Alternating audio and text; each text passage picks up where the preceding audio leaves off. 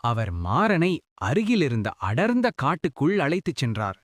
அங்கு பலவகை மூலிகைகளைக் காட்டி, இவை வெறும் செடிகள் அல்ல, சரியான அறிவோடு பயன்படுத்தினால் உயிர்காக்கும் அமுதம் என்று கூறினார். ஒரு சிறிய கல்லில் மூலிகைகளை அரைத்து ஒரு கசாயம் தயார் செய்தார். இதை ஊருக்கு கொண்டு செல், ஆனால் நினைவில் கொள், மருந்தை விட மன நம்பிக்கையே பெரிய வைத்தியம் என்றார். மாறன் மருந்தை ஊருக்கு கொண்டு சென்றான். சில நாட்களில் நோய் முற்றிலும் நீங்கியது. மக்கள் அனைவரும் அகத்தியரின் பெருமையை பேசினர். ஆனால் அவர் மீண்டும் மலைக்குகைக்குள் மறைந்து விட்டார், யாருக்கும் புகழ் வேண்டாம் என்றபடி.